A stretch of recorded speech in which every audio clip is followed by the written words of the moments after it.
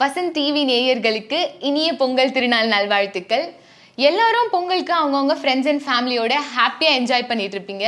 உங்களோட பொங்கலை இன்னும் ஹாப்பியாக ஸ்பெஷலாக மாற்றுறதுக்காக தான் நாங்கள் இங்கே வந்திருக்கோம். இன்னைக்கு நாம் என்ன பண்ண போகிறோன்னா, ஒரு ஸ்பெஷலான மல்டி டேலண்டட் பர்சனை இன்டர்வியூ பண்ண போகிறோம். இவரை பற்றி சொல்லணுன்னா 1980s சினிமாக்குள்ளே வந்து தமிழ், மலையாளம், தெலுங்கு, கன்னடா, ஹிந்தின்னு பல லாங்குவேஜில் 550 ஃபிலிம்ஸில் ஆக்ட் பண்ணியிருக்காரு.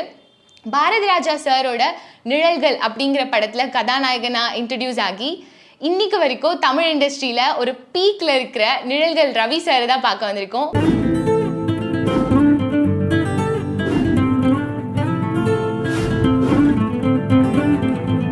வணக்கம் ரவி சார். வணக்கம் ஆலோகி அண்ட் வசந்த் தொலைக்காட்சி நேயர்களுக்கு இனிய பொங்கல் நல்வாழ்த்துக்கள். வணக்கம்.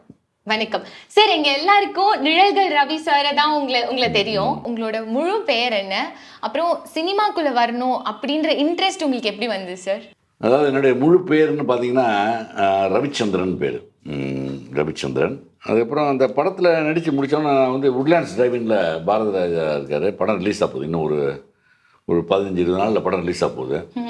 உட்லேண்ட்ஸ் டிரைவிங் இப்போ இருக்கிற ஜென்ரேஷன் பார்த்துக்க முடியாது, ரொம்ப நல்லாயிருக்கும். இப்போது அந்த உட்லேண்ட்ஸ் டிரைவிங்கில் வந்து அவர் டேரக்டரை பார்த்தோன்னே, சார் இது மாதிரி சின்ன இது பேர் என்ன சார் இது இல்லை, உங்களுக்கு வந்து I want keep Ravi sir name, because ஏற்கனவே ஒரு ரவிச்சந்திரன் ஒரு காதலிக்கு என்ன அது ஐ வாண்ட் இன்னும் புரியல. ரவியா? ஆமாம் சார், சூரியன். ரவி தான் பிரைட்டாக சூரியன். அவர் சூரியன் வச்சார், சூரியன் கூட அந்த நிழல் வந்து நிழல்கள் ரவியாக மாறிச்சு.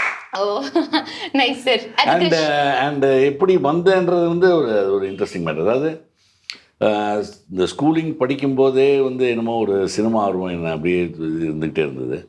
சினிமாவில் வரணுன்ட்டு மேபி அதுக்கப்புறம் சினிமாவில் போகிறது எப்படின்னு என்னன்னு தெரியாது. எங்கள் அப்பா வந்து என்ன சொல்லிட்டாரு, நீ டிகிரி முடித்தா அவனை சினிமாவுக்கு அனுப்புறேன்னாரு. ஏன்னா எங்கள் ஃபேமிலிக்கு சினிமாவுக்கும் எந்த விதமான சம்மந்தமும் இல்லை. எங்கள் அப்பா வந்து ஷாமண்ணான்னு பேர், அவர் எல்ஐசியில் வந்து senior division manager, top most post இருந்தார். ஸோ பிரதர்ஸ் எல்லாம் சிஸ்டர்ஸ் எல்லாருமே கிராஜுவேட்டர்ஸு, எல்லாம் ஆடிட்டரு, இன்ஜினியர் அப்படி இருக்காங்க. நான் ஒருத்தன் தான் வந்து ஒரு பிஏ எக்கனாமிக்ஸ் படித்து எங்கள் அப்பாவுக்காக ஒரு டிகிரி வாங்கணும், ஈஸியான சப்ஜெக்ட் எதுன்னு பார்த்து ஒரு பிஏ எக்கனாமிக்ஸை படித்து முடிச்சு, அப்போ நான் படித்து முடிச்சிட்டேன், டிகிரி முடிச்சுட்டேன், நான் மெட்ராஸ் போகிறேன்னா அப்புறம் அனுப்பிச்சி வச்சார் தாராள மனசோட. அதுக்கப்புறம் இங்கே வந்து ஒரு 2 years டைம் கொடுத்தாரு. 2 yearsக்குள்ளே I should become an actor, otherwise come பேக்னாரு. இந்த 2 years அப்படியே வந்து பாரதி ராஜா சார் இது பண்ணி எய்ம் பண்ணி அவரை விடாம துரத்தி அவரை நிழலா பிடிச்சி தொடர்ந்து அடிச்சு பிடிச்சி அந்த படத்துல வாய்ப்பு. அதனால தான் ஷேடோஸ் அப்படிங்கிற ஒரு நேம் உங்களுக்கு மிக ஒரு அட்டாச்சான ஒரு நேம். ஷேடோஸ் ரவி சார், இது கூட நல்லா இருக்கு. ஷேடோஸ் அதுல வந்து அப்போ வந்து பாண்டு நண்பராக இருந்தார். ஓகே. அப்போ அவர் வந்து ஒரு கார் ஒன்று வாங்கிட்டார், ஃபியட் வாங்கி அதில் பி பாண்டு நம்மளோட 3 புள்ளி வச்சுருந்தாரு. நான் அப்படியே பார்த்துட்டு, பாண்டு நானும் இந்த மாதிரி ஒரு கார் நான் வாங்குவேன், நான் ஒரு கார் வாங்கினேன், அதில் என்ன பாண்டு போடலாம், நிழல்கள் போடலாமா? காரே வாங்கலை, கார் வாங்கினா நான் என்ன போடலாம் அப்படின்னு. நிழல்கள்லாம் வேணாம்ப்பா, அது இங்கிலீஷில் போடணும், சூப்பர் ஸ்டார் ஷேடோஸ் லெட்டர்னு ஒன்று, ஓகே அந்த லெட்டர் போடுறேன்னு சொல்லி. அவர் ஏற்கனவே பெரிய ஒரு drawing designer, creative artist. So அவர் என்ன பண்ணார், அதில் இந்த லெட்டர்ஸ்லேயே ஒரு லெட்டர் மேலே லைட் அடித்தா அந்த லைட்டிங் போய் நிழலில் விழும்போது ஷேடோஸ்ன்னு அப்படி விழும். அந்த ஃபார்மேட்டை எடுத்து நான் கார் வாங்கினதுக்கப்புறம் அதை அவர் தான் ஸ்டென்சிலில் கட் பண்ணி ஷேடோஸ்னு போட்டு கொடுத்தாரு. அப்போ உங்க கார்ல ஷேடோஸ் அப்படின்னு இருக்கு, உங்க வீட்லயும் என்ட்ரன்ஸ்ல ஷேடோஸ் அப்படின்னு நான் பார்த்திருந்தேன். ரொம்ப நல்லா இருந்தது சார். சார், நீங்க தமிழ் இண்டஸ்ட்ரியில நிழல்கள் அப்படிங்கிற படத்தை கொடுத்துட்டு ஃபேமஸ் ஆயிட்டீங்க. அதுக்கப்புறம் சடனா ஏன் மலையாளம்க்கு போயிட்டீங்க அப்படின்னு தெரியல. தமிழ்ல என்னாச்சு, படம் வந்து நிழல்கள் ரிலீஸ் ஆச்சு, பயங்கர அதாவது எல்லாமே டைட் க்ளோஸ், கண்ணுக்கு க்ளோஸ், மூக்கு க்ளோஸ் இப்படி. ஏன்னா அப்போ வந்து நிறைய இந்த டிவி எதுவுமே இல்லை, ஜனங்களுக்கு ஒரே என்டர்டைன்மெண்ட் தியேட்டர் தான். ஸோ தியேட்டரில் போய் படம் பார்க்கும்போது ஒரு 35mm கண்ணு காது மூக்கு டைட் க்ளோஸ். அந்த பாரதிராஜா சார் படத்தில் பூரா டைட், எல்லாமே டைட் க்ளோஸ். ஸோ மைண்டில் போய் ரெஜிஸ்டர் ஆயிடுச்சு. ஃபேஸ் வந்து ஒன்ஸ் படம் பார்த்தோன்னா அது ரெஜிஸ்டர் ஆகி நம்ம எங்கேயாவது ஹோட்டலில் சாப்பிட அந்த போடுறேன் இந்த நிழல் அடிச்சேன் அப்படின்னு சொல்லி அப்படியே வந்து பாப்புலர் ஆகிட்டேன். பாப்புலர் ஆகி என்னால் ரோட்டில் நடக்க முடியல, பஸ்ஸில் போக முடியல, என்னடா இது இப்படி இருக்கேன்னு சொல்லி அப்புறம் இதுக்காக தான் ஒரு கஷ்டப்பட்டு ஒரு பைக் ஒன்று வாங்கினேன். ஓகே. பைக் வாங்கிட்டேன், ஆனால் பைக் ஓட்ட தெரியாது, எஸ்டி பைக்கு. அதுக்கப்புறம் ஓட்டுறதுக்கு நைட்டு ராத்திரி 10 மணிக்கு மேலே பைக்கை ஸ்டார்ட் பண்ணி ரங்கநாத் ஸ்ட்ரீட்டில், டி நகர், ராம்நாத் ஸ்ட்ரீட்லாம் சுற்றி ஓடிட்டு இருப்பேன். ஸோ இப்படியே இருந்தது. அதுக்கப்புறம் படம் ரிலீஸ் ஆகி பயங்கர பாப்புலர் ஆகிட்டேன், ஆனால் படங்கள் எதுவும் வரல. ஓகே. என்னன்னா அது திரும்பி ஊருக்கு போயிடலாமா, சரி நடிச்சாச்சு, ஆசைக்கு நம்ம ஆசைப்பட்ட நடிகையாச்சு, பாப்புலர் ஆகிட்டோம் ஒரு படத்தில், போதுமா அப்படின்னு சொல்லி மனசு சொல்லுது. ஆனாலும் இன்னொரு மனசு சொல்லி விடாத, வந்தாச்சு தான் தொழில் உனக்கு விடாதுன்னு சொல்லி, ப்ரொஃபஷன். ஸோ அப்படியே இருக்கும்போது பார்த்தா வாய்ப்பு வர்ற ஒன்று வரல. திடீர்னு பார்த்தா ஒரு நாளைக்கு ஒரு ஃபோன் வருது.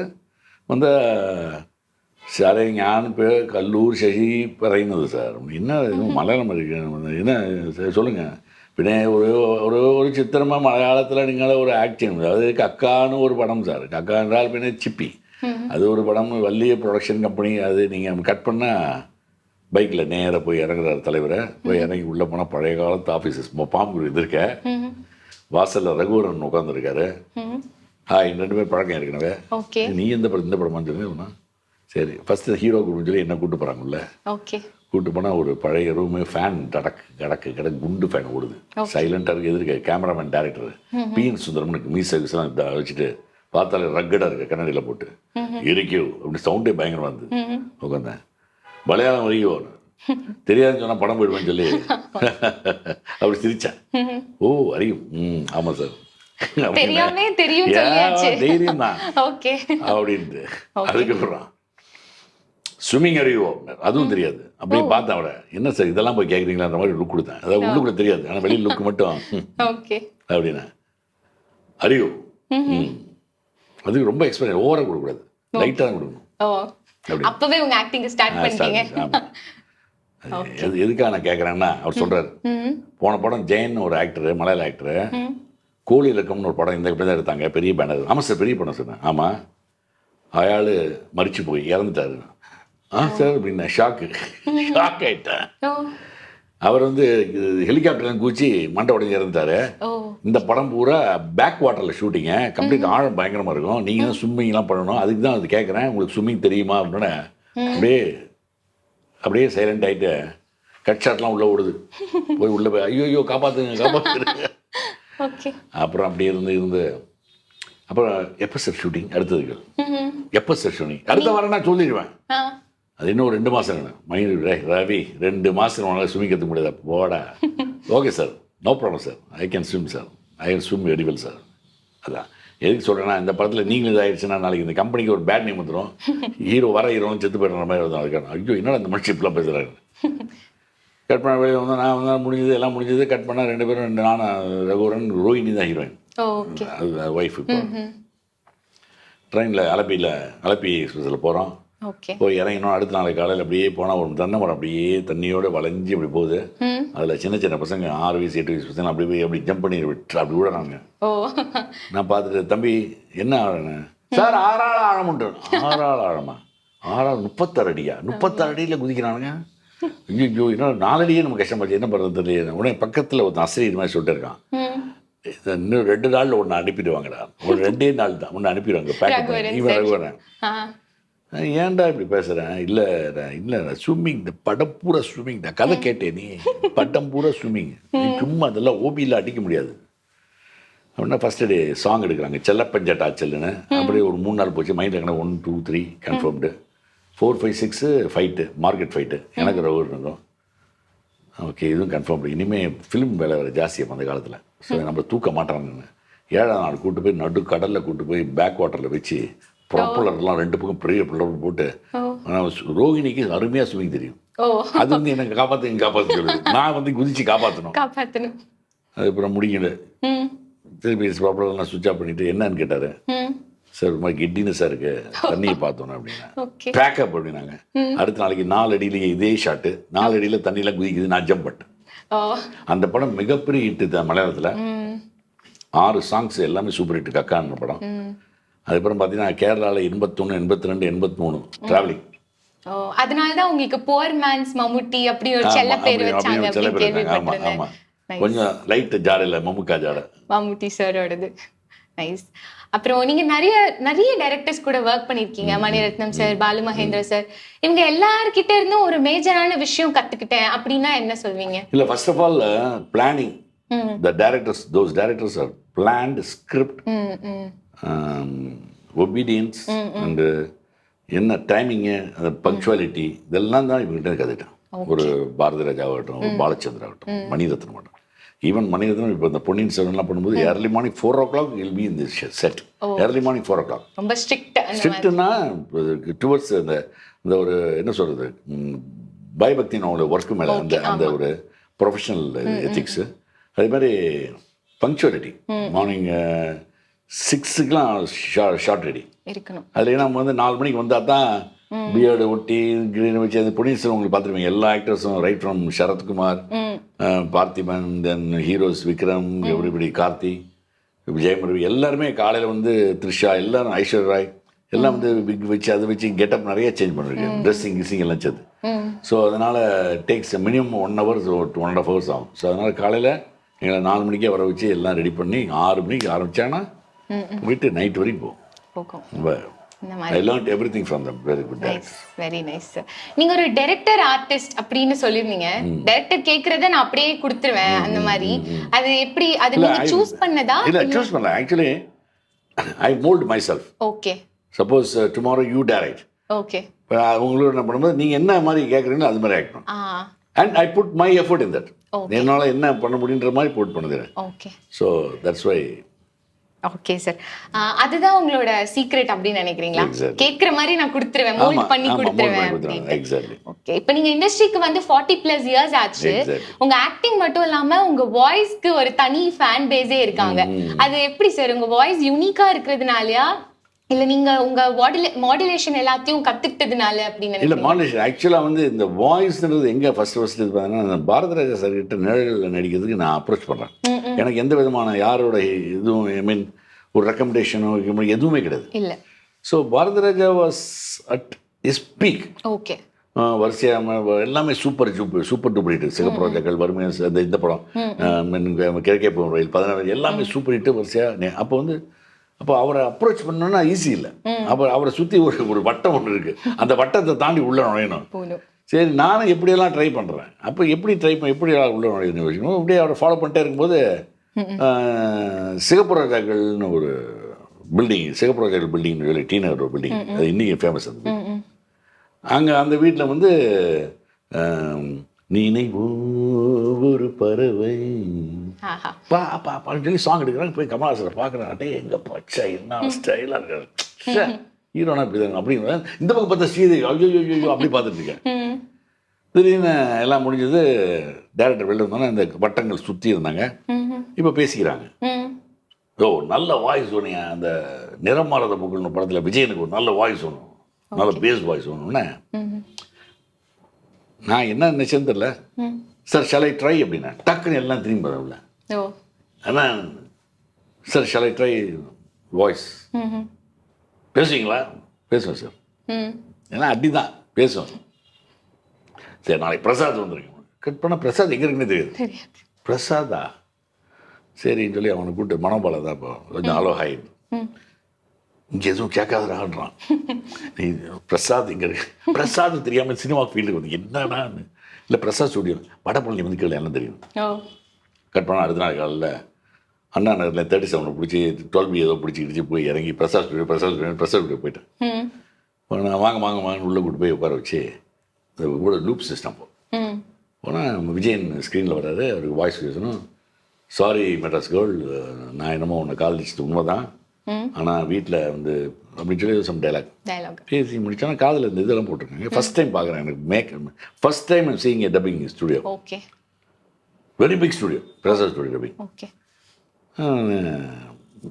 இன்ஜினியரும் டைரக்டரும் பேசிக்கிறாங்க. யார் இந்த வாய்ஸ்? ஏன் சார் பாரதி கேட்டார். நீ மெட்டாலிக் வாய்ஸ். மெட்டாலிக் வாய்ஸா, நம்ம வாய்ஸா அப்படின்னு சொல்லி என் மைண்டில் ஓடுது. சரின்னு சொல்லி ரொம்ப ஹாப்பி. கட் பண்ண அடுத்த நாளைக்கு போனால் பாரதிராஜா பேசுகிறார். என்ன நேற்று தான் மெட்டாலிக் வாய்ஸ், நாங்கள் இன்றைக்கி வந்து பாரதிராஜா பேசுகிறேன், இது அவ்வளோதான் போல இருக்குது. ஓகே. அப்புறம் லஞ்ச் டைமில் ஃப்ளைட் போட்டோன்னே விஷ் பண்ணோன்னே, இல்லைங்க அது வந்து அவர் மலையாளத்தில் பேசியிருக்காரு, பின்ன ஞான் அது என்ன அப்படின்னு நடுவில் நுழைச்சிருக்காரு. டைலாக் நடுவில் தமிழ் வேலைகளையே பின்னை ஞான்ருவார். ஸோ பின்னை ஞானுக்கு எதாவது போடணுமே, அது பாரதிராஜா சார் மட்டும் தான் தெரியும். ஸோ அதெல்லாம் ஃபில்லப் பண்ணி பேசுகிறேன். அதனால் நீங்கள் என்ன பட் யுவர் ஆக்டிங் மை மூவின்னு சொல்லி அந்த படத்தில் நிழல் அப்படி தான் கமிட் ஆனேன். ஸோ இந்த மெட்டாலிக் வாய்ஸ் என்னாச்சு, அப்புறம் அந்த மெட்டாலிக் வாய்ஸ் அப்படியே சாதாரணமாக பேசிட்டு இருக்கு. ஆனால் ஒரே ஒருத்தர் மட்டும் என்ன பார்த்து சொல்லுவார், சத்யராஜ். மச்சான் வாய்ஸ் என்ன மச்சான் பயமாக இருக்கு மச்சான், கூட நடிக்கும் போது அடிச்சிருக்கு மச்சான், வாய்ஸ்லேயே பேஸ் பண்ணிடுற மச்சான் நான் என்ன பர்ஃபார்ம் பண்ணாலும் வாய்ஸில் பிரேக் பண்ணிடுற மச்சான் நான் சும்மா கிண்டல் பண்ணாது ராஜ்னு. அப்புறம் தான் அவர் சொன்னது உண்மை தெரியுது. அப்படியே கொஞ்சம் கொஞ்சமாக போக அந்த அமிதாப்புக்கு வந்து கிட்டத்தட்ட ஒரு 500-600 வாய்ஸ் எல்லாம் செலக்ட் பண்ணாங்க அந்த கோன் பனேகா குரூப்பத்தி. அது வந்து யாருமே கிடைக்கல. நாராயணன் சொல்லி சமைச்சார். அவர் வந்து ராத்திரி 7 மணிக்கு ஃபோன் பண்ணி சார் கொஞ்சம் அர்ஜென்ட்டாக ஸ்டுடியோ வாங்க சார், உங்கள்கிட்ட பேசணும். நான் ஷூட்டிங் இல்லை சார், முடிச்சுட்டு வாங்க வெயிட் பண்ணுறேன். ராத்திரி 9 மணிக்கு தான் நான் போகிறேன். ஓகே. போனால் அவர் மட்டும் ஆஃபீஸில் உட்காந்துருக்காரு, கூட இன்ஜினியர்லாம் இருக்கேன். வந்து டிவியில் அமிதாப் படம் போட்டு சார் நீங்கள் வாய்ஸ் கொடுங்க சார். நான் எப்படி சார் இவர் என் வாய்ஸ் எப்படி சார்? இல்லை உங்கள் இந்த வாய்ஸ் தான் உங்களுக்கு சூட் ஆகும். ஓகே. ஆனால் இந்த அமிதாப் பச்சனுக்கு இந்த காலேஜ் டேஸில் மோனோ ஆக்டிங் படிங்க. பிஎஸ்ஜி ஆர்ட்ஸ் காலேஜில் படிக்கும்போது அமிதாப் பச்சனுக்கு தீவார் படம்லாம் வந்ததில்ல, அதை பற்றி மோனோ ஆக்டிங்லாம் பண்ணியிருக்கேன். கிசிகா நுக்சான் கிசிகா ஃபாய்தா ஒரு கிசிகா ஃபாய்தா கிசிகா இல்லை பசங்க மச்சான் சூப்பர் மச்சான் இந்திய தெரியல சும்மா அடிச்சு விடுறது காலேஜில். சரி இந்த வாய்ஸ் நான் போடுவோம்னு சொல்லி வெல்கம் குட் ஈவினிங் வணக்கம் சஸ்திரே கால் ஆதாப் கோன் பனேகா அப்படியே போய் மேட்ச் ஆயிடுச்சு. அப்படியே எனக்கு கூஸ் பம்ப்ஸ் வந்துச்சு சார். அப்படியே மேட்ச் ஆயிடுச்சு. சொல்லுங்க. இந்த மாதிரி ஒரு தடவை ராஜஸ்தான்ல அப்படியே அந்த வாய்ஸ் அப்படியே ஏன்னா பீயிங் an actor ஸோ அந்த மாடுலேஷன் செய்யணும் கண்டிப்பா. ஸோ ஈஸியாக இருந்தது எனக்கு. கிட்டத்தட்ட 84 எபிசோட் பேசினேன். 84 எபிசோட்ஸ். ஓகே. ஸோ அது நல்லதாச்சு. அது ஒரு பெரிய ஒரு டர்னிங். அதுக்கப்புறம் பார்த்தீங்கன்னா கேஜிஎஃப் வந்தாங்க. கேஜிஎஃப் வந்து அவங்க வந்து வாய்ஸ் கேட்டபோது அவருக்கும் வாய்ஸ் ஒன்று கொடுத்தேன். அந்த காயம்பட்ட சிங்கத்தோட மூச்சு காத்து படு பயங்கரம் இப்படின்னு சொல்லி ஒரு பேசுனேன். அது வந்து சாதாரண பேசினேன். காலையில் போனேன், ஈவினிங் முடிச்சிட்டேன் டப்பிங்க. எனக்கு அப்போ படம் நல்லா ஓடும் தெரிஞ்சு போச்சு. படம் பார்க்கும்போது நம்மளுக்கு ஒரு ஐடியா கிடைக்கல அந்த படம் ஓடும் கன்ஃபார்ம்லன்னு. படம் பார்த்தோன்னு சொல்லிட்டு இந்த படம் பெரிய ஹிட் சார் ஓடுமா எல்லா தமிழில் வாங்கினாங்க ரைட். ஆமாம் அந்த படம் இந்த அளவுக்கு எனக்கு ஒரு பெரிய இதாகி நீ நிறைய வாய்ஸ் ஓவர்ஸ் வருது. ஷூட்டிங் அண்ட் வாய்ஸ் ஓவர்ஸ் எல்லாம் God's grace, thanks to God. உங்க டேலண்ட் சார் ஆப்வியஸா. உங்களுக்கு சிவாஜி சாரோட ஒரு மிகப்பெரிய இன்ஸ்பிரேஷன் அப்படின்னு சொல்லியிருந்தீங்க இன்டர்வியூஸ் எல்லாத்துலயுமே. அவரை பத்தி பேசாம நீங்க இல்லவே இல்லை. ஏன் அந்த அளவுக்கு அவரை எப்படி பிடிக்குது? இல்ல அவரை வந்து அவரை பிடிக்காத நடிகர்கள் கிடையாது, பிடிக்காத மக்கள் கிடையாது. கண்டிப்பா யூனிவர்சல் ஆக்டர் ஸ்டார் அவர் ஆக்சுவலாக பார்க்கணும். அவரெல்லாம் இந்த காலத்தில் பிறந்திருந்தாலும் இன்னும் எங்கேயோ போயிருப்பார். ஆமாம் அந்த காலத்தில் எந்த விதமான இதுவும் கிடையாது. பட் சிவாஜி சார் படம் அப்படி தான் ஃபஸ்ட்டு அவரோட பண்ணது வந்து ஊரும் உறவும்னு ஒரு படம் பண்ணாங்க. ஆமாம் அதில் தான் வந்து அவரோட இந்த வாய்ஸ் மாடுலேஷன்ஸ்லாம் பார்த்தோம். ஒவ்வொரு ஆக்டர்ஸும் நிறைய நல்ல விஷயங்கள் நம்ம கற்றுக்கலாம். வாய்ஸ் மாடுலேஷன் அதே மாதிரி டைலாக்லாம் ஒரு தடவை தான் பார்ப்பார், இல்லை ஒரு தடவை தான் கேட்பார். அது 2 பக்கம் இருக்கும் 5 பக்கம் இருக்கும். ஒரு தடவை அப்படி கேட்பார், ரெடி டேக் அட்டி கேப் விட்டு. ஸோ அந்த வாய்ஸ் மாடுலேஷன் அப்படின்னு கற்றுட்டேன். அதெல்லாம் வந்து ஒரு பெரிய ஒரு அதே மாதிரி லைட்டிங் இந்த பொசிஷன் எங்கே லைட் எப்படி வாங்கணுன்றதெல்லாம் எல்லாம் சொல்லிக் கொடுப்பாரு. அந்த மாதிரி இப்பெல்லாம் யாரும் கிடையாது. நீங்க ரொம்ப பிளெஸ்டா ஃபீல் பண்றீங்கன்னு ஷுவரா தெரியுது சார்.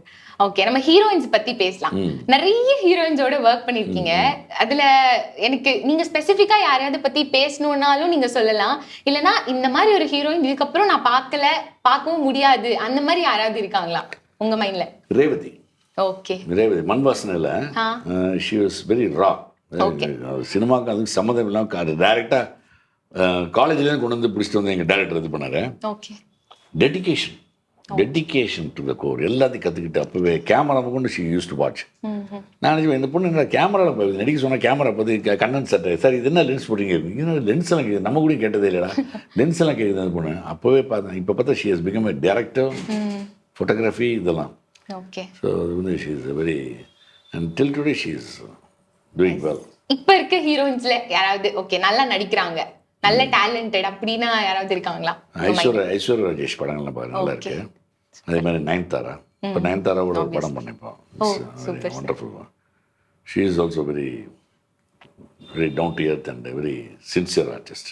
Okay nice sir. இந்த படத்துல பெக்யூலியர் ஆக்டிங் அண்ட் இந்த டயலாக் இதெல்லாம் எப்படி சார் பிடிக்கிறீங்க? அந்த நீட் அப்படிங்கறதுல ஒரு பயங்கர ஃபேமஸான ஒரு டயலாக் சார். நான் பிறக்கிறதுக்கு முன்னாடியே வந்துருச்சு, ஆனா இன்னமும் அது ஃபேமஸாவே இருக்கு. அது இல்லை என்னென்னா ஆஸ் அன் ஆக்டர் நமக்கு வந்து நம்ம தக்க வச்சுக்கணும், நம்மளை எல்லாரும் பார்க்கணும், நம்மளை எல்லாம் நோட்டீஸ் பண்ணணும் அப்படின்னா நம்ம we have to do something in front of the camera. சும்மா ஏதோ டைலாக் கொடுத்தாங்க பேசிட்டு நம்ம பேசிட்டு அப்படி போகக்கூடாது. நம்மளும் அதான் சொன்னேன், டேரக்டர் வில் டீச் யூ என்ன போகணும்னு கேட்பாங்க, நம்மளும் we have put our efforts இந்த. ஸோ அப்படி பார்த்தீங்கன்னா இந்த மாப்பிள்ளைன்னு ஒரு படம். அதில் வந்து என்னை புக் பண்ணிட்டாங்க. ஸோ ரஜினி சாரோட பண்ணுறேன் ரொம்ப ஹாப்பி எனக்கு. பட் என்ன வில்லன் நாங்கள் ஓகே வில்லன் என்ன வில்லன் நத்திங் ஹாப்பியாக போனேன். அங்கே போனதுக்கப்புறம் பார்த்தா எனக்கு சொன்னது வந்து பஞ்சவர்ணாச்சலம் சார் வந்து என்ன சொன்னேன்னா இது வந்து ஒரு காமெடி வில்லனு, நீங்கள் பண்ண நல்லா இருக்கணும் சார். நான் பண்ணதே இல்லை சார் காமெடி, ரொம்ப ஆசையாக ஓகேன்ட்டேன். சரி என்னன்னா காமெடி விட்டக்கூடாது, ஏதாவது நம்மளும் பண்ண ஆசைன்னு சொல்லி உள்ளே போனால் இந்த பக்கம் எஸ்எஸ் சந்திரன், இந்த பக்கம் வினய் சக்கரவர்த்தி, 2 பேரும் ஜெர்க் அடித்து காமெடி பண்ணுவாங்க. நான் அப்படியே பேசாமல் இருக்க சொல்கிறேன் டேரக்டர். நீங்கள் எதுவும் பண்ணாதீங்க ரவி, நீங்கள் அப்படியே serious be serious okay, no jerk அப்படியே இருங்க. என்னடா 2 நாளாக ஜெர்க் இல்லாமல் இருக்கு, ஜெர்க் அடிக்கிறாங்க. ஐயோ இந்த படத்தில் வந்து ஒன்றுமே இல்லாமல் போயிட்டுமே நமக்கு, என்னடா அப்படி ஒரு கன்ஃபியூஷன் டென்ஷன்.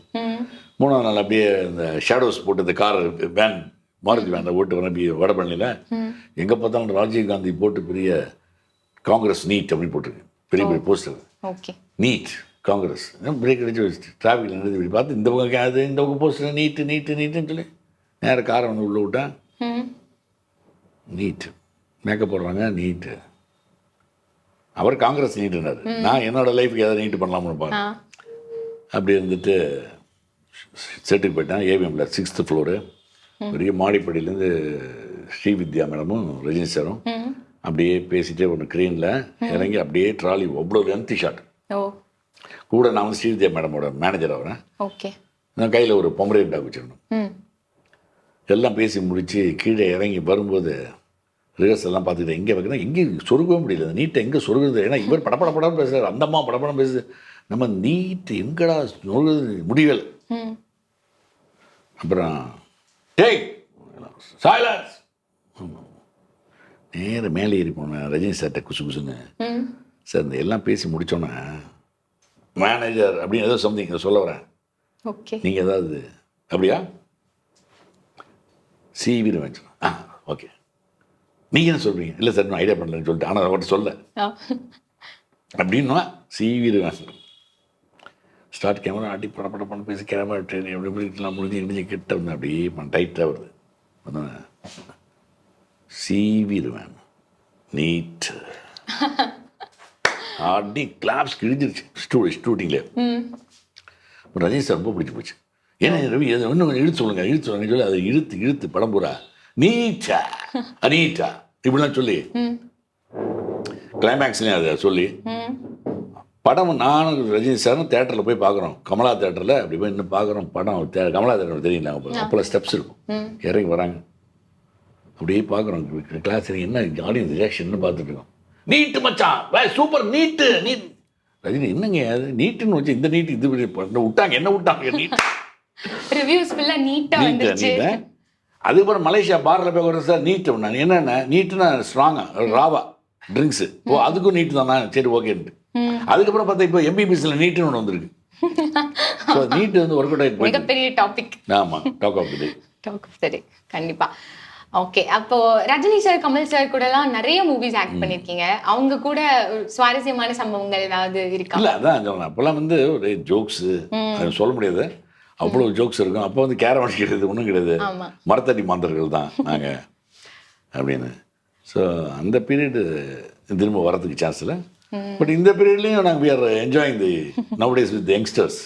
பட் உங்களுக்கு கேரவன் கல்ச்சர் மேல ஒரு தனி கோவம் இருக்க மாதிரி தெரியுது. இல்லைம்மா, இல்லை கோவம் கிடையாது, கோவம் இல்லை. பட் கேரவன் எதுக்கு முதல்ல கொண்டு வந்தாங்கன்னா லேடி ஆர்டிஸ்ட் போய் சாரி மாற்றுறதுக்கு யூஸ்ஃபுல்லாகுன்னு பார்த்தேன். அப்புறம் ஜென்ஸு போய் பேண்ட்டை மாற்றுறதா தான் யூஸ்ஃபுல்லாக யூஸ்ஃபுல்லாக. But caravan one way it's very useful nowadays. நீங்கள் அவுட்டர் போனால் அந்த ஆடியன்ஸோட இது இல்லை இல்லாமல் டிஸ்டர்பன்ஸில் மட்டும். பட் என்னென்னா அது இன்டராக்ஷனே போயிடுச்சு. ஒரு ஆர்டிஸ்ட் இன்னும் ஆர்டிஸ்ட் பேசுறதுக்கு வாய்ப்பே இல்லாமல் இருக்கு. ஸோ எல்லாருமே கேரவனில் போயிடுறாங்க, செட்டில் தான் மீட் பண்ணுறாங்க. செட்டை ஷார்ட் முடிச்சவொன்னு கேரவன் போயிடுறாங்க.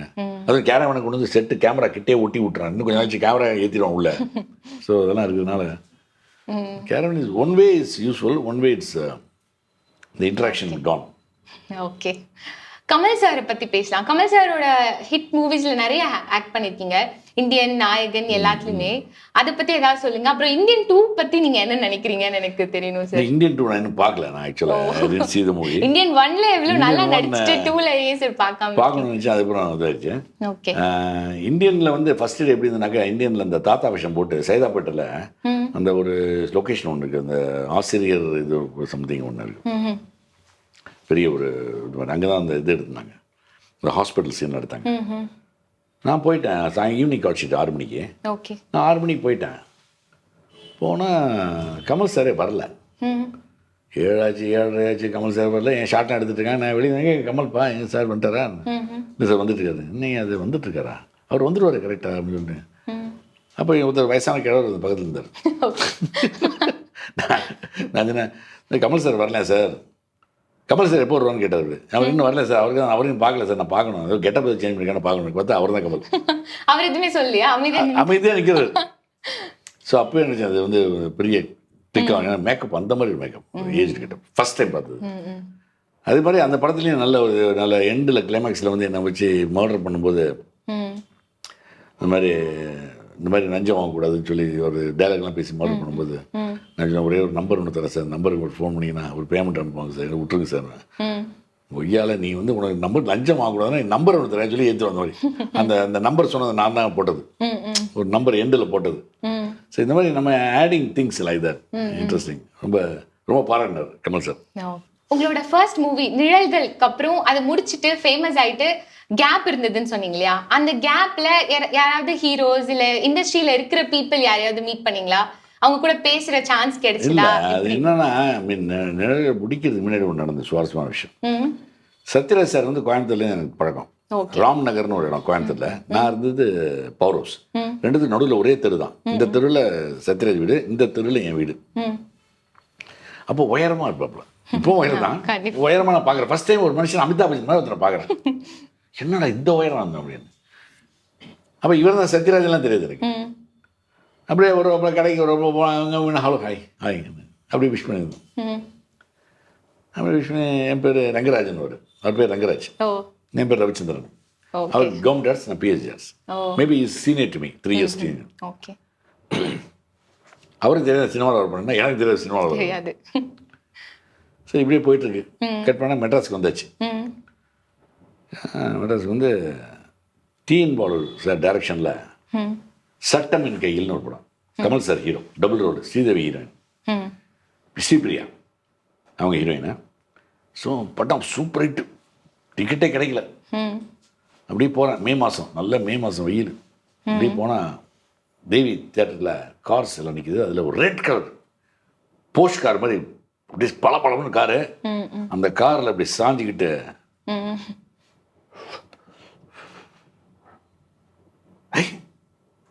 ரங்கராஜ் சார் வணக்கம் சார். வணக்கம் வாங்க. நீங்கள் இந்த படத்தில் நடிச்சிருக்கீங்களா? நடிக்கிறீங்க நீங்கள்? ஓ சூப்பர் சூப்பர்னு சொல்லிட்டு ஒரே படத்தில் காருகள்லாம் வாங்கி பெரிய ரேஞ்சாக போயிட்டான் போல இருக்கணும். ஒரே படத்தில் காரெல்லாம் வாங்கி உள்ளே போய் படத்தில் ஆமாம் ரேஞ்சு ஒரே படத்தில் மாறிடுச்சு. அச்சா நம்மளுக்கு இந்த மாதிரி ஒரு படம் கிடைச்சா போதும் மேடம் அப்படின்னு ஒரு இது நேரங்களுக்கு முன்னாடி. அப்புறம் ஒரு 3 நாள் 4 நாள் ஆயிடுச்சு. Number 15A Ambattur to Korattur ஏதோ ஒரு பஸ்ஸு. மதியானம் 3 மணி. சரி பஸ்ஸில் ஏறுறேன் நுங்கம்பக்கத்தில். முன்னாடி அப்படின்றான். அப்படியே முன்னாடி போய் கம்பத்தில் அந்த கம்பு சேர் இது இடம் இருக்குன்னு பார்த்தா சத்யராஜ் பஸ்ஸில் உட்காந்து போகிறவங்க. ஏன்னா நான் போன வாரம் தான் பார்த்தேன், கார் வாங்கிட்டு வந்துச்சேன் சார். திரும்பி இல்லை நீங்கள் உட்காருங்க. எங்கே நாடகமா? நாடகம் நடிக்க போகிறேன். அது சினிமா நடிச்சு நாடகத்துக்கு போயிட்டு இருந்தாலும் அது இப்போ சொன்னாலும் சிரிப்பாப்புல சத்யராஜ். ரொம்ப குசுப்பியாக ஒரு கார் மேலே சாஞ்சா நான் கார் வாங்கிட்டு வரத்தமானு. அந்த ஏஜில் 22 வயசு நமக்கு அதான் நம்ம வீடோன்னு வருது. ஸோ அது மாதிரி அப்போ சத்யராஜ் அடிக்கடி நிழலுக்கு அப்புறம் சத்யராஜ் நிறைய மீட் பண்ணிட்டார், அடிக்கடி மீட் பண்ணுவோம். இப்போவும் பார்க்குறது யூஸ் டு டாக் மீட். அதே மாதிரி ரகுவரன் மீட் பண்ணுவோம். ஏன்னா அவரும் கோயம்புத்தூர் ஸோ இவங்க தான் ரொம்ப அப்புறம் தான் பிரபுலாம் லேட்டர் ஸ்டேஜ் நான் பிரபு சாரை மீட் பண்ணதெல்லாம் வந்து 84 85 அப்புறம் இந்த ஊரும் சிவாஜி சாரை நடிக்க ஆரம்பிச்சோன்னு மீட் பண்ணோம். But those days interesting days. கண்டிப்பா. ஃப்ரெண்ட்ஷிப்ஸ் பத்தி பேசுறதுனால கேட்குறேன், உங்களுக்கு மோஸ்ட் ஆஃப் தி ஃப்ரெண்ட்ஸ் மீடியாக்குள்ள இருக்கிறவங்களா இல்ல மீடியா விட்டு வெளியில இருக்கிறவங்களும் ஃப்ரெண்ட்ஸா? எல்லா இதுலயும் எல்லா தரப்புலையும் எல்லா. ஓகே. அப்புறம் இன்னும் ஒரு விஷயம் கேட்கணும் சார். இது இந்த ஸ்டோரி எல்லாம் சொல்லும்போது இந்த பஸ் நம்பர் இதெல்லாம் ஞாபகம் வச்சுக்கிறீங்க. எப்படி இல்ல இவ்ளோ ஞாபகம் மெமரி வச்சுக்கல, பவர் ஞாபகம் எப்படி இருக்கு? வச்சுக்கல. ம். அது அப்படியே மைண்ட்ல அது இது மாதிரி Register ஆயிடுது. register. ஏன்னா அது லைஃப்ல கஷ்டப்பட்டு வந்ததுனால அந்த நாள் ஆமா, ஞாபகம். அந்த நாள் ஞாபகம் ரொம்ப என்ஜாய் பண்றது. See, even today whatever I do, I do with an enjoyment. ஒரு ஹாப்பியா தான். ஸோ அதனால தான் என்னால் ஐ கேன் சஸ்டைன். என்னடா இது இருக்கு அது நான் பண்ணவே மாட்டேன். ஓகே. இப்ப வரையும் அப்படிதான் இருக்கு. இன்னைக்கு வரைக்கும் அதான், இப்போ வரைக்கும் அதான். இன்னைக்கு கூட காலையில் நம்ம சந்தான சார் படம் ஷூட்டிங், இந்த டிடி நெக்ஸ்ட் லெவல்னு, ரொம்ப interesting character. Picture also come out very well, full comedy. Oh. So அதை வந்து என்ஜாய் பண்ணி பண்ணுறேன். நெக்ஸ்ட் எதாவது பண்ணலாமா, இதில் எதாவது பண்ணலாமான்ட்டு. எப்படி லைக் இந்த வடக்கப்பட்டி ராமசாமின்னு படம் வந்து, அதில் ஒரு நல்ல ஒரு டிஃப்ரெண்ட் கேரக்டர் கிடச்சிது எனக்கு. நான் எதிரே பார்க்கல இந்த மாதிரி ஒரு கேரக்டர் எனக்கு கிடைக்கும். So I enjoy working films. அப்போ வந்து இப்ப வரைக்கும் ஒரே மாதிரி தான் ஃபாலோ பண்ணிட்டு இருக்கேன் அப்படின்னு சொல்லுங்க. அப்ப இப்ப இருக்க யங் டேலண்ட்ஸ்க்கு நீங்க என்ன சொல்ல விரும்புறீங்க? ஐயோ, அவங்களுக்கு எதுவுமே சொல்லணும். அவங்க நம்மளுக்கு மேலே பயங்கர வெரி கிரேட் எக்ஸ்பீரியன்ஸ். இப்போ இருக்கிற ஹீரோஸ் எல்லாம் பார்த்தீங்கன்னா என்ன மெனக்கிடுறாங்க, என்ன டெடிக்கேஷன். அப்போ இருந்த ஹீரோஸு நாங்களாகட்டும், யார் ஆர்டிஸ்ட் ஆகட்டும், ஒரே நேரத்தில் 3 படம் 4 படம் ஷூட்டிங் நடக்கும். ஒரு 10 நாள் இந்த கம்பெனிக்கு, ஒரு 10 நாள் இந்த கம்பெனிக்கு போயிடும். இப்போல்லாம் அப்படி இல்லை. ஒரு படம் எடுத்தா, இந்த விக்ரம்லாம் எடுத்தீங்கன்னா உடம்ப வருத்திக்கிட்டு 6 மாதம் 8 மாதம் ஒரே படத்துக்கு ஐயோ தனுஷ் இவங்கெல்லாம் வந்து பார்த்தீங்கன்னா, ஐயோ நம்ம அப்படியே சைலண்டாக என்ன இப்படி ஒரு டேலண்ட்டு, என்ன ஒரு சின்சியாரிட்டி. அவன் வந்து அந்த படத்துக்காகவே டோட்டல் பிக்சருக்காகவே ஹேர் கட் பண்ணுறது என்ன, உடம்பு வெயிட் போடுறது என்ன, இது பண்ணுறது என்ன. முன்ன கமல் சார் தான் பண்ணிட்டு இருப்பாரு. இப்போ வர ஆர்டிஸ்ட் எல்லாம் அந்த மாதிரி பண்றாங்க. நீங்க எப்படி சார் இருந்தீங்க? நான் ஹாப்பி கோ லக்கி கை, நான் ஜாலி. உங்களை யாரும் வந்து இவர நைட் பர்சன் அந்த மாதிரி எல்லாம் சொன்னதா ஒரு இன்டர்வியூல சொல்லியிருந்தீங்க. இப்போ நீங்க எப்படி மார்னிங் பர்சனா இல்ல நைட் பர்சன் அந்த மாதிரியா? நான் எப்போ நைட்டு கொஞ்சம் லேட்டாக தான் தூங்குறது, எல்லாம் லேட், எவ்ரிதிங் லேட். அப்போ நீங்க ஒரு நைட் பர்சன். ஐ அம் நைட் பாய். Okay, nice. அப்புறம் ஒரு விஷயம் கேள்விப்பட்டேன் சார், மண் வாசனை படம் பார்த்துட்டு நீங்க அழுதீங்க அப்படின்னு கேள்விப்பட்டேன். சீன் ரொம்ப கம்மியா வந்தது. மண் வாசனை என்னாச்சு, இந்த மலையாள படங்கள் பிஸியாக இருக்கும்போது பாரதிராஜ் சார் கூப்பிட்டு, அப்போ இந்த மண் வாசனைக்கு முன்னாடி என்னடா தமிழில் படமே இல்லையான்னு சொல்லி வருத்தம் வந்து, அப்போ வந்து வி.கே. ராமசாமி நடிகர் இருக்கார்லாம், okay, great actor V K. Ramasamy. அவரோட மகன் வந்து வி.கே. ரகுநாத்னு என் ஃப்ரெண்டு. ஸோ அவன் சொன்னாண்டே நாங்கள் திருப்பதி போகிறோம் வரையடா. இப்போ பேச்சுலர் திருப்பதி போனால், ஐயோ நான் போனதே இல்லை மஞ்சள், திருப்பதி போனதில்லை, நானும் வரேன். ஸோ அவன் வி.கே. ரகுநாத், அவன் மதரு எல்லாம் சேர்ந்து ஒரு அம்பாசிடர் காரில் போகிறோம். அது வந்து தர்ம சேவை, நாட் விஐபிலாம் கிடையாது, தர்ம சேவை. ஸோ தர்ம சேவைக்கு போனால் ஒரு பெரிய குடத்தை என் கையில் கொடுத்தாங்க. அந்த குடத்தில் ஃபுல்லாக காயின்ஸ் போட்டு மேலே சீல் பண்ணிட்டாங்க. அந்த குடத்தை என் கையில் கொடுத்து வச்சா 25 கிலோ இந்த குடம். தர்ம சேவை எவ்வளோ நான் கூட்டத்தில். சரி பரவாயில்ல, அவங்கள தூங்க வச்சுக்கன்னு சொல்லி தூக்கிட்டு போய் நேரம் உண்டியெல்லாம் போட்டு சாமி கொண்டு வந்தேன். ரூமுக்கு வரேன், கதவை திறந்தா கீழே ஒரு பேப்பர் எடுக்குது.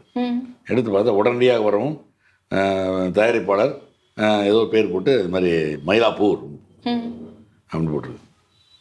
நேராக பைக் எடுத்துகிட்டு போனேன் பார்த்தா ஒரு மளிகை கடை. மளிகை கடை நம்பர் இருக்க தயாரிப்பாளர் சொல்லி, சார் இது மாதிரி சோன்சோ, நான் தாங்க வாங்க. அவனுக்கு குரலே வந்து பயங்கரமாக இருந்தது. உள்ளே போனால் வீடு, கடைக்கு பின்னாடி வீடு. நான் ஒரு படம் எடுக்கிறேன், இந்த படத்தில் நீங்கள் தான் ஹீரோ, வடிவுக்கரசி வனிதா ஸ்ரீ 2 ஹீரோயின். அடுத்த மாதம் ஷூட்டிங், 1 மாதம் எனக்கு ஒன்று.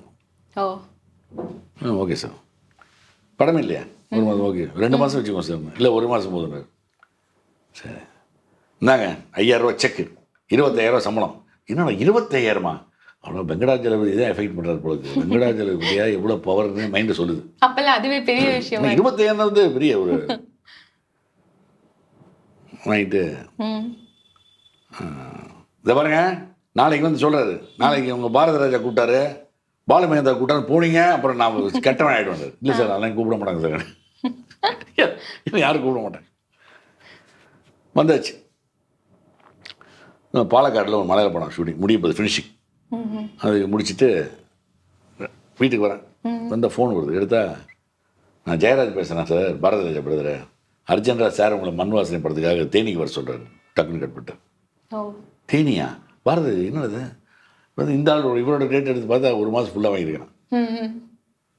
சரின்னு சொல்லி அடுத்த நாளைக்கு வந்து மெட்ராஸுக்கு வந்து இறங்கி நேரம் பெற்று போனேன். அதே மளிகை கடைக்கு போனேன். சார் இந்த மாதிரி ஒரு 4 நாள் மட்டும் எதுக்கு டேரக்டர் பார்த்து நான் சொன்னேயா கரெக்டாக 100 ஆயிடுச்சு சார் நீங்கள் சொன்னது அப்படியே கருணாக்கு சார் உங்களை சொல்லி பார்க்குறாங்க.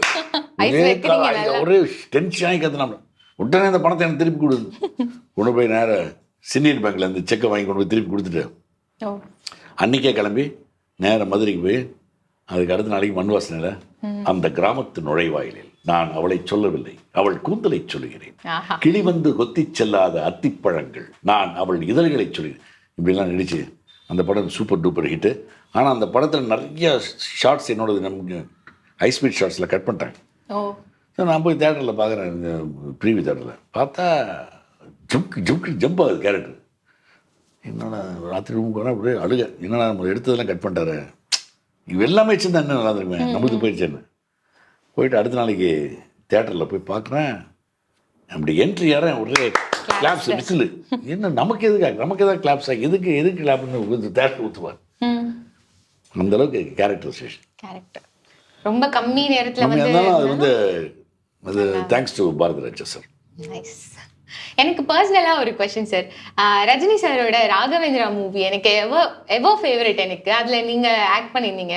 உங்கள் எக்ஸ்பீரியன்ஸ் ஏதாச்சும் ஷேர் பண்ணுங்க. ஏன்னா அது ஒரு ஸ்பிரிச்சுவல் மூவி, டிஃப்ரெண்ட் ஜானர்னால எப்படி இல்லை. அதாவது ரஜினி சார் ரொம்ப மெனக்கெட்டார்னா நான் அப்போ பார்த்தது இல்லை. அப்புறம் நிறைய கஷ்டப்பட்டு இப்போ வந்து இதெல்லாம் எந்திரன்லாம் கெட்டப்பெல்லாம் பார்த்தேன். அப்போது அவர் வந்து அவரோட ஸ்டைலில் தான் இருப்பார்.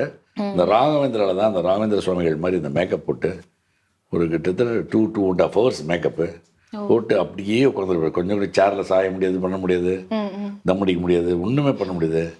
அவர் ரொம்ப கேஷுவலாக இருப்பார் இல்லையா, அந்த எதுவுமே இல்லாமல் அந்த படத்துக்காக அப்படி ஒரு டெடிக்கேஷன். நான் வந்து அப்போ தான் பார்த்து இந்த டெடிக்கேஷன்னா இப்படி இருக்குமா, என்னன்னா அது சொல்லி அசந்து போனது, வேந்து போனது.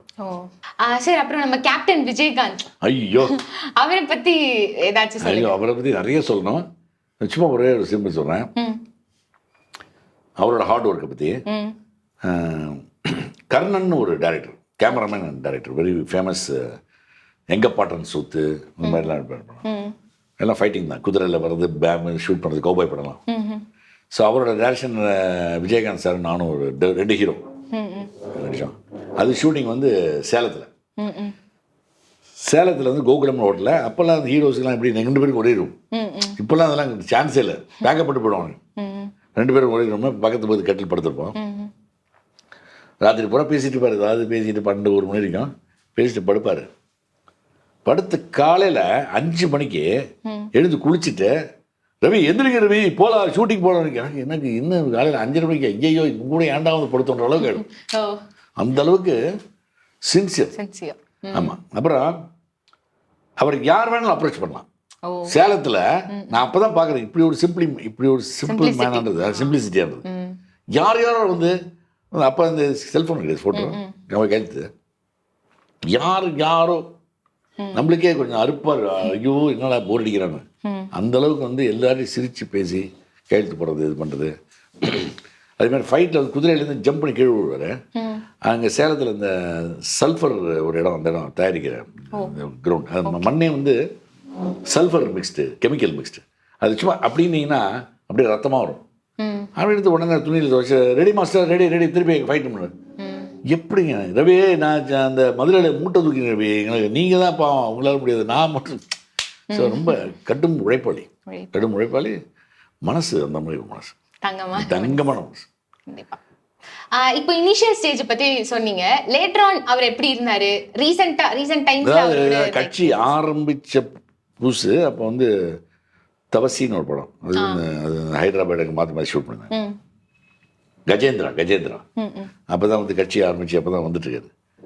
அந்த மோதிரம் போட்டிருப்பார், அதெல்லாம் போட்டு எப்படி இருந்தாரோ ஆரம்ப ஸ்டேஜில் நான் பார்த்தபோது எப்படி இருந்தாரோ, 100வது நாள் இந்த மாதிரி விடுதலை புலிகள் படம், அந்த மாதிரி அதே மாதிரி தான் இந்த கஜேந்திரா படத்துலையும் தவசி படத்துலையும் நடித்தேன் கூட. அப்போது அதே அன்பு, அதே பேச்சு, அதே கள்ளங்கொப்படமில்லா சிரிப்பு. அது வந்து எந்த விதமான ஒரு பொய்யான ஒரு எக்ஸ்பிரஷனோ இல்லை ஒரு பொய்யான இது கிடையாது. ரொம்ப அதே சிம்பிளிசிட்டி, வெரி சிம்பிளிசிட்டி அப்படியே இருந்திருக்கு. ஹீரோவா நடிச்சிங்க, வில்லனா நடிச்சு பயங்கரமா கலக்குனீங்க. திடீர்னு எப்படி சார் காமெடியா ஆகிட்டீங்க? பயங்கர ஹியூமரஸ் பர்சனா எப்படி மாறீங்க? இல்லை, அதுக்கு I must thank actor Santhanam and director Karthik Yogi. Because okay, அவங்க தான் வந்து எனக்கு ஒரு அருமையான வாய்ப்பு வந்து இந்த வடக்குப்பட்டி ராமசாமியில் இது பண்ணி ஒரு மேஜர் கேரக்டர் கொடுத்து, இவன் வந்து சரியான பைத்தியம் இல்லடா, இவன் சரியாகாத பைத்தியம்னு சொல்லி ஒரு டைலாகு நல்ல ஒரு பெரிய பேர் எனக்கு வாங்கி கொடுத்து. அதுக்கு ஆக்சுவல் காரணம் வந்து டைரக்டர் கார்த்திக் யோகிநாத். பிகாஸ் கார்த்திக் யோகி எப்படின்னா, அவர் வந்து டிக்கி லோனான்னு ஒரு படம் எடுத்தார். அவர் வந்து தலைவா எனக்கு ஒரு 2 நாள் கொடுங்க. சார் 2 நாளைக்கு என்ன சார் இருக்குது இந்த படத்தில்? இல்லை தலைவா, உங்களுக்கு சூப்பர் கேரக்டர் ஒன்று வச்சுருக்கேன் உங்களுக்கு அப்படின்னா, அந்த கேஜிஎஃப்ல நான் பேசினேன்ல, அதை வச்சு பேஸ் பண்ணி டிக்கி லோனால 1893ஆம் ஆண்டு அப்படின்னு சொல்லி அப்படி பேசி அப்படியே ஃபுல் ஸ்டோரியை சொல்லி முடிச்சு அப்படியே ஜூம் பேக் பண்ணால் டாய்லெட்டில் அந்த கேப் இதில் உட்காந்து கோட்டை போட்டு கீழே ஜட்டி மட்டும் போட்டு உட்காந்து பேசிட்டு இருப்பேன். இப்படி ஒரு வித்தியாசமான காமெடி அது பண்ணதில் அவருக்கு ரொம்ப பிடிச்சி போச்சு. அது பிடிச்சதுனால அதை வச்சு இன்னொரு கேரக்டர் வடக்கப்பட்டி ராமசாமியில் த்ரூ அவுட் கேரக்டர் கொடுத்து. ஸோ இப்போ அடுத்த படமும் ஒன்று பண்ணுறேன், அதுலேயும் பண்ணுறேன். ஸோ இப்போ அதை பார்த்து தான் சந்தான சாரோட இந்த படம் இப்போ வந்து டிடி நெக்ஸ்ட் லெவல்னு ஒரு படம். அதுவும் வந்து பயங்கரமான காமெடி எல்லாமே ஆல் காமெடி சார். அதுவும் ரொம்ப நல்லா வந்திருக்கு படம்.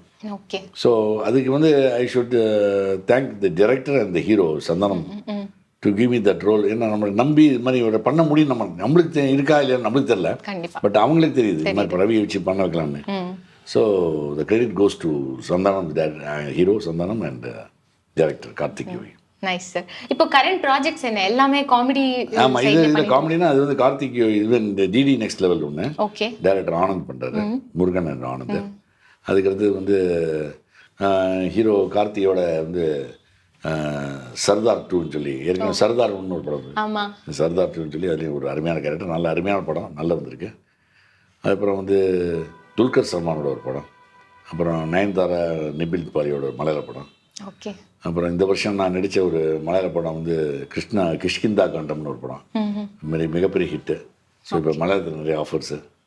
Okay sir. இந்த சினிமாவை தவிர்த்து உங்களுக்கு என்டர்டைன்மெண்ட் அப்படின்னா என்ன? இந்த ஃப்ரீ டைம்லலாம் என்ன பண்ணுவீங்க? அந்த மாதிரி ஏதாவது இருக்கா? நான் கொஞ்சம் நிறைய புக்ஸ் எல்லாம் படிப்பேன். ஓ நைஸ். அதுக்கப்புறம் இப்போ வந்து நிறைய டிவி இதெல்லாம் இருக்குல்ல, அது, அப்புறம் யூடியூப் பார்க்குறது. ஓகே, அப்புறம் ஃப்ரெண்ட்ஸோட அப்பப்போ அரட்டை அடிக்கிறது. அது மேட்ரு. நைஸ். இப்போ பொங்கலுக்கு என்ன சார் பிளான் உங்களுக்கு? இல்லை, பொங்கலுக்கு இந்த தடவை வந்து நான் அழகர் கோயிலுக்கு போகலான்னு இருக்கேன். ஏன்னா அங்கே வந்து நிறைய என்னோட டாக்டரோட ஊர், இது மருமகளோட ஊர் அழகர் கோயில். ஸோ அதுக்கு பக்கத்தில் நிறைய அந்த மாடு பிடிக்கிறது, ஒரே சன் தான். ஸோ அங்கே மாடு பிடிக்கிறதுலாம் நிகழ்ச்சியெலாம் நிறைய இருக்குது. அலங்காநல்லூர்லாம் அது பக்கத்தில் இருக்குது. ஸோ இந்த தடவை நேரடியாக போய் அங்கே அலங்காநல்லூர் போட்டியெல்லாம் கொஞ்சம் பார்க்கணும் விருப்பமாக இருக்குது. இந்த தடவை பொங்கல் அங்கே தான் கொண்டாடலான்னு பிளான் இருக்கு. இதெல்லாம் ஓகே. அதில் கலந்துக்கிறதுக்குலாம் ஏதாவது? ஆமாம், நான் வந்து இறங்கி மாடெல்லாம் பிடிக்கலான்னு ஒரு பிளான் இருக்கு. கண்டிப்பா சார், நீங்க ஆல்ரெடி எனர்ஜெட்டிக்கான ஒரு பர்சனா தான் இருக்கீங்க. நான் வந்து இந்த நீங்களும் மீறலான ஒரு படத்தில் இந்த மாடு பிடிக்கிறதுக்கு போவேன். அப்போ மாடு பிடிச்சா அந்த மாடு ரியலான வந்து இந்த மாடு என்ன சொல்றது, காங்கேயம் காலை, முரட்டு காலை. ஆனால் ஷூட்டிங்காக என்ன பண்ணியிருப்பாங்க, ஒரு சாதுவான காலையை கொண்டு வந்திருப்பாங்க. லுக்கு மட்டும் முரட்டு காலை, ஆனால் உள்ள வந்து சாதுவான காலை. அப்போ ரசிகர்கள் என்ன செய்வாங்க அந்த படத்தில், நீங்களாம் பேருதில்ல, எங்கள் பிரேம்நாத்னு பேர். அதில் பிரேம்நாத் வந்து எவ்வளோ பெரிய ஹீரோ, சூப்பர் ஸ்டாரு. அவர் என்ன அந்த மாதிரி சாதாரண காலையை கொண்டு இருக்காங்க அப்படின்னு ஒரிஜினல் காலையை கொண்டு வந்து கட்டிடுவாங்க, 2 ஒரே கலரு.